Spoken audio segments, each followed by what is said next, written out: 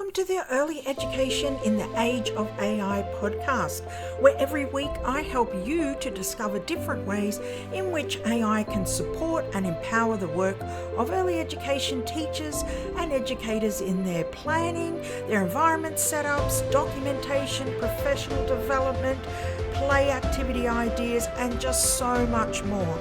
I'm your host, Jodie Clark from the Empowered Educator Online, and I am passionate about giving early childhood professionals like you the smart AI strategies they need to thrive in what is an increasingly digital world. Today, we're diving into a topic that is near and dear to my heart: how AI can help uncover and support children's sensory preferences.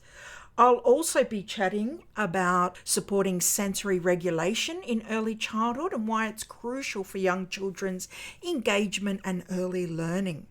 I'm really excited to share with you how AI tools can become your educational assistant in this particular sensory process. Ready to reflect and grow as an educator? Let's do this. Early childhood professionals, we understand that providing playful opportunities to support children's sensory regulation in early childhood is so important for that increasing engagement and boosting early learning outcomes. And fortunately for us, because this can be quite a thing to do, recent AI innovations are giving us new possibilities and equipping busy educators with smarter, more time-effective methods to help you identify and support children with sensory differences. And in this episode, as I mentioned, we're going to explore how AI can strengthen our observation skills in this area, help us plan evidence-based activities from our observations and analysis, and create modifications to early learning environments, both indoors and outdoors, so they meet the unique needs of every child. I want to first share a story about Maria, a bright and energetic 4-year-old. Maria loved imaginative play and learning new things, but she would often cover her ears, avoid noisy activities, and have trouble focusing in loud environments. And after working with an occupational therapist quite closely and making some of those modifications that were suggested, like introducing noise-cancelling headphones and calmer play spaces, Maria was able to engage in day-to-day activities again. But we don't always have an occupational therapist or a professional on hand right away to give educators those valuable types of insights into, say, Maria's sensory needs. We can use the help of AI tools, and that way you can create an environment that supports Maria fully without it taking up a lot of time.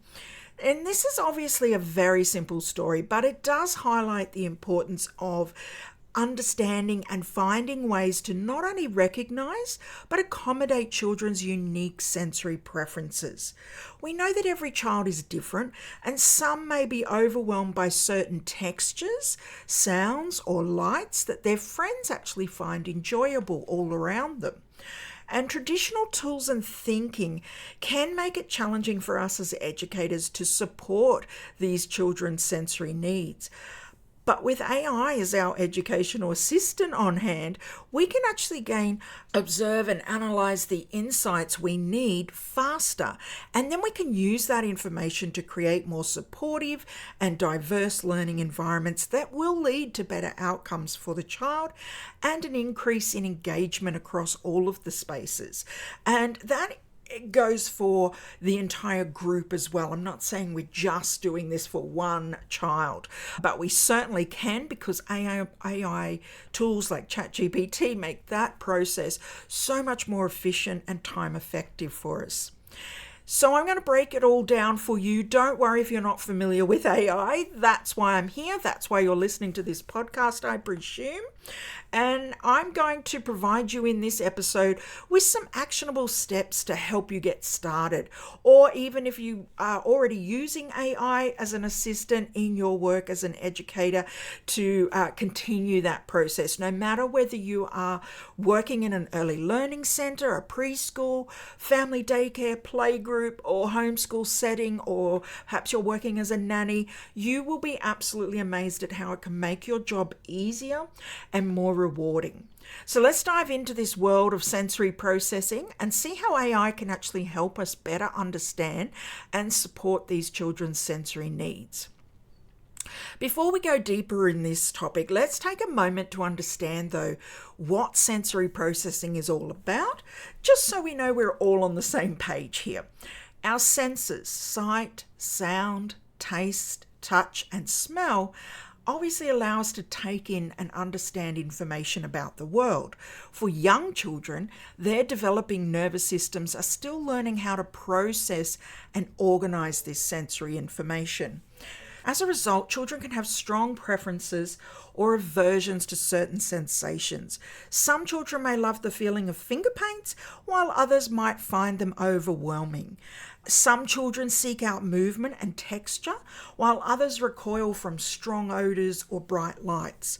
And these sensory seeking and sensory avoidant behaviours reflect differences in sensory processing. We experience this as adults as well. We're just a lot better at regulating how we deal with that. When sensory input aligns with a child's preferences, they can focus and participate more fully in their learning and the experiences and activities that we set up. However, overwhelming sensations that are really outside their comfort zone can lead to dysregulation, distraction, or avoidance, and this can often be incorrectly observed as a child with behaviour challenges, or in my personal case, being told that your 15-month-old has ADHD, which I knew wasn't the case because of my background in this area. But if we don't have this knowledge, it can be very hard to confidently ask for different options and different insights. So it's important that we use our knowledge of each child along with the observations we record, so we can tune into each child's regular or consistent behaviours and those unique sensory needs. And that means we can quickly modify our environments, our activities, our program planning when we need it sooner, allowing them to process that information in a more balanced way that then takes them into their zone of regulation. And I'll leave a link in the show notes for you to read a little bit more about zones of regulation over on the website. Becoming more aware and making even small modifications supports self-regulation skills and builds the foundations for learning across all domains, from motor to language and cognition. And when we have a more comprehensive understanding of a child's sensory world, it really does allow us as educators to better extend on their holistic development and engagement. It doesn't mean singling the child out or making them feel different. It means we provide opportunities to interact with experiences differently in a way that feels safe to them. Now, you might be wondering, how can we recognise when a child may have particular sensory preferences or aversions? It starts with keeping an eye out for patterns in their behaviour and engagement during play and day-to-day routines. Does the child avoid certain materials or spaces? Do they gravitate towards others? Do they become upset or distracted during specific activities? Does the child cover their ears, eyes, or nose in response to a stimuli? It's these types of observations that can give us valuable insights into that child's needs. And some common signals that may indicate an underlying sensory need for you is plugging their ears or saying sounds are too loud, holding their hands up to their ears, being reluctant to touch certain textures, frequently squinting or shielding their eyes, intensely sniffing food or materials, and being fidgety or constantly in motion. You'll find a list of common signals and the related sensitivity over on the blog post that you might find helpful to inform your observations as well. So make sure you take a look at that. When a child consistently demonstrates sensory avoiding or sensory seeking behaviours, it is a clue to us that environmental modifications may be needed to better support their learning and also their participation. Remember, these signals should be further observed and shared with parents, carers, and other professionals for a more comprehensive understanding. So, I want to share 2 sample case studies that highlight the possibilities in scenarios that you might be able to identify with a little better. So, let's consider Lucas, aged 5, consistently kept his hands in his pockets during sensory play at the sand table and water tub. He avoided the textures of the materials and instead just watched his friends from a distance. When the group made collages with textured paper, Lucas only glued down the smooth materials. The educator recognised a pattern of tactile sensitivity after a number of previous similar observations and made a note to explore and reflect on this further. And then there's the case of Eva, age 4, who would become very distracted and cover her ears whenever children use loud voices indoors. She had trouble focusing during music classes and avoided the noisy block area. After a series of observations, the educator reflected that Eva displayed signs of an auditory sensitivity, covering her ears with loud sounds. So we've established the importance of understanding children's sensory preferences and a little bit about how to recognise some of those signals. Now let's talk about some of the challenges educators face in supporting this children's sensory regulation needs and how AI chatbot tools like ChatGPT and others can help you to overcome them. Standard educational practices often take a one-size-fits-all approach, presenting the same sensory experiences to the whole group of children. And that's normally just based on we only have a certain amount of energy, time, and materials. But as we know, their sensory needs vary. So children are processing constantly those sensations in vastly different ways based on their personal preferences. And our traditional tools for assessment can also have limitations in accurately helping us to gauge those differences. Checklists and informal observations, while helpful, they really provide incomplete snapshots at this level of detail. They lack the objectivity and efficiency needed to capture those subtle sensory patterns in busy early learning environments. So with a growing awareness of sensory diversity, early childhood educators need these more personalised, tailored methods to identify and accommodate each child's preferences. We're learning more about sensory processing all the time and some of the challenges that it can create for children. So more efficient assessment means more time and resources for us to adjust environments and experiences to sensory needs instead of just writing about it, instead of just observing it. And this is where AI tools like ChatGPT, also Bard and Claude 2 are other good ones, can come in as our assistants. AI, or artificial intelligence, simply refers to computer systems or software that can analyse information, identify patterns for us, and make decisions or recommendations. So let's take a closer look at how we could use one AI tool, ChatGPT, to uncover and support children's sensory preferences. And certainly, while it's not perfect or a magic wand educators can use to solve everything or do all their paperwork, so I don't want you to look at it that way, ChatGPT can interpret concepts and make logical connections when given clear background information from your observations and your knowledge of the child, by feeding that information in. And I'll go through that in more detail in a minute. By providing these detailed observations to the AI tool, because you still need to observe the child, of course, you can't just turn around and say, ChatGPT, this child did this. You do need to be descriptive, and especially if you want it to help you write observations and analyse learning. We wanted to decipher those patterns and pinpoint differences faster. Now, I've been doing a lot of experimenting in this area, and I can see that ChatGPT really holds a lot of potential for helping us as educators in this way. While still an emerging tool, we are only just at the start of exploring this exciting technology. If we use it thoughtfully and learn how to use it thoughtfully, ChatGPT can help us analyze those observations to better identify patterns and needs more efficiently. So it takes us less time. Let's break down the how into a few simple steps to get a better idea of how you could incorporate this into your planning cycle. So step one would be gathering observations as you normally would and analyze the information you collected. You could also, at that step, ask ChatGPT to help you analyze that information. If you are in our AI Empowered Educators membership, I've already given you lots of prompts, questions to use with the AI to help you do that effectively and confidently. So make sure to check that out. Input your observation notes and analysis summary into ChatGPT. Now, ChatGPT is simply a chat box, so you are just going to copy and paste straight into that little box and press send, just as you would say if you were talking in Facebook Messenger or something similar to that.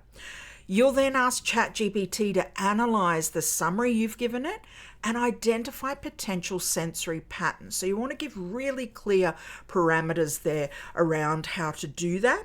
I will leave a link in the show notes to my workshop, and it goes through how to use our ease framework for educators to put your prompts together. And I've got lots of examples in there to show you how to use ChatGPT for these sort of moments.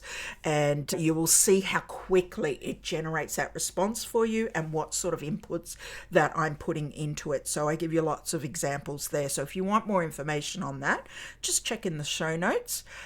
And if you're not really comfortable, you're not really sure how you can do this, how you can prompt to analyze the summary, make sure you go over to the blog post where you'll see a simple template that I've put in the body of the blog post that you could use as an early childhood educator to help you feed your observations information into ChatGPT and help identify children's sensory needs.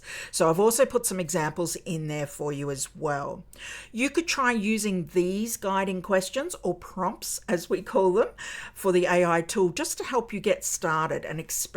What sensory patterns do you notice in these observations? What modifications would you recommend I explore further to support this child? What other information would help you confirm or refine your interpretation? Now, step 3 is getting all those insights and all of that information back from ChatGPT after feeding in your knowledge of the child and all of the observation data you want to put in. And then it can review that input, and you want to always validate the response against your educator expertise and knowledge of the child. So you probably will need to use some follow-up questions to refine the AI's interpretation. In my workshops, I explain the concept of AI uses sometimes hallucinations, is what they call them. And this can just be giving you information that is totally untrue, and it sounds so confident that it is correct. So it can be really hard to know if something is correct or not. So you must validate that response against your early childhood knowledge and your expertise, your experience, and also what you know about the child's strengths, interests, etc.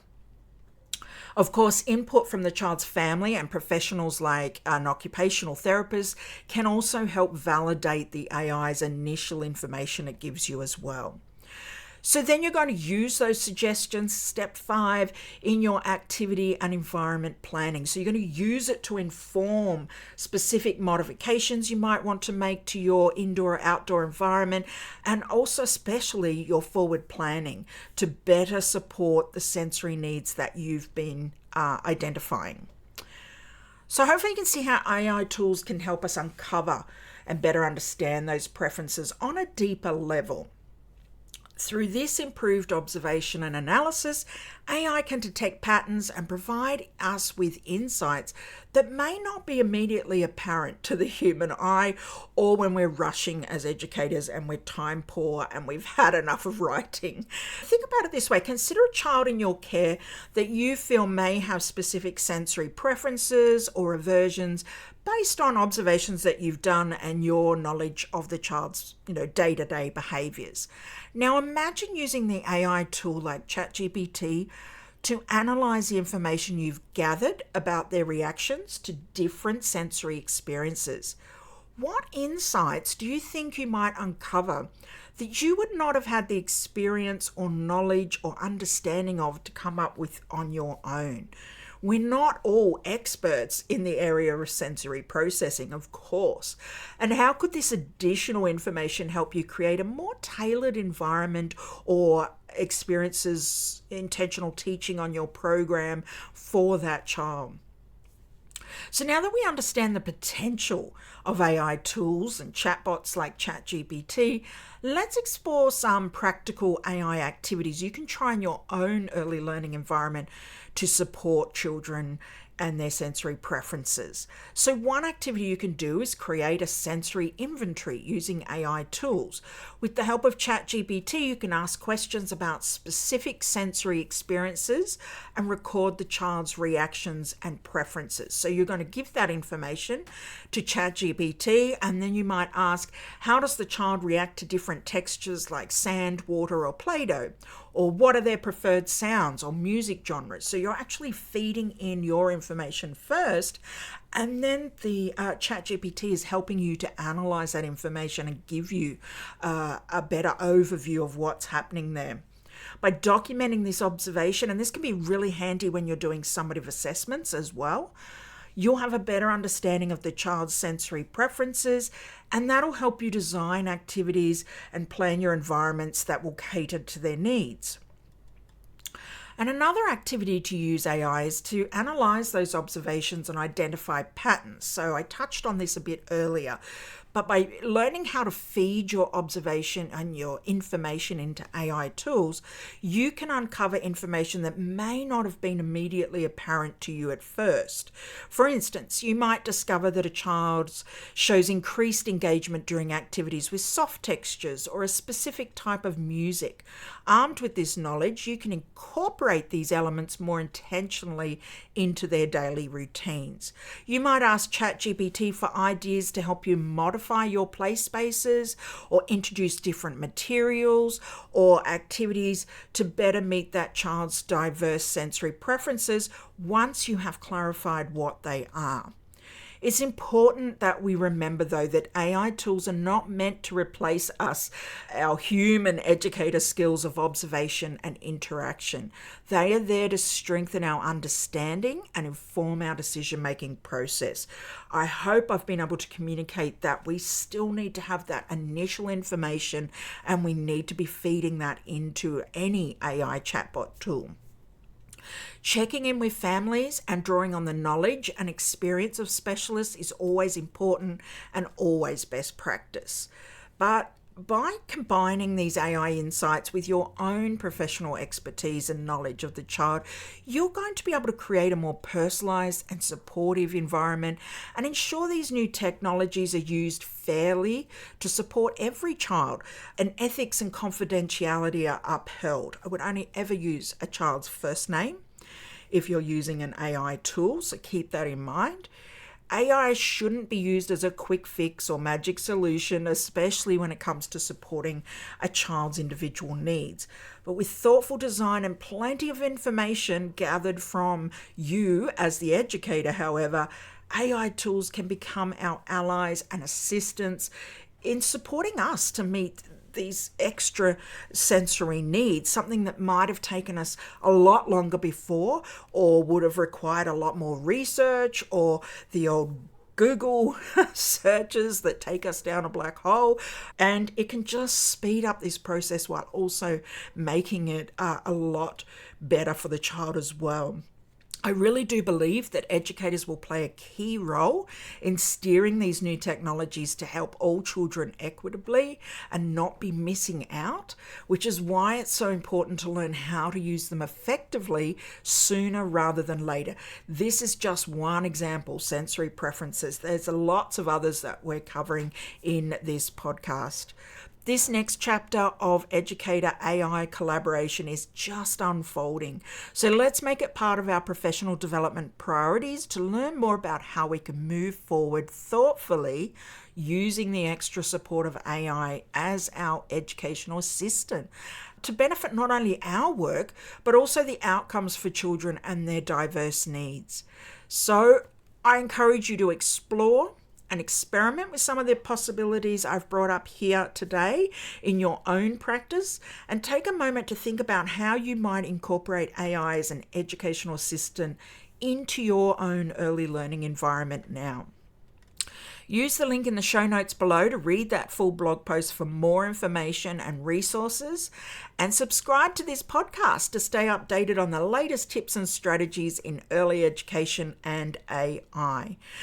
Don't forget, if you've liked this podcast, I'd love if you could share it with your fellow educators, as together we can really empower each other to use AI chat assistants ethically and also confidently to make our planning, documentation, and day-to-day practice not only easier and faster, but more meaningful as well. Thank you for joining me today. I can't wait to continue this AI in education journey with you in our next episode. Until then, get busy prompting and experimenting with AI and see what it can do for you. I'll see you next week. Bye.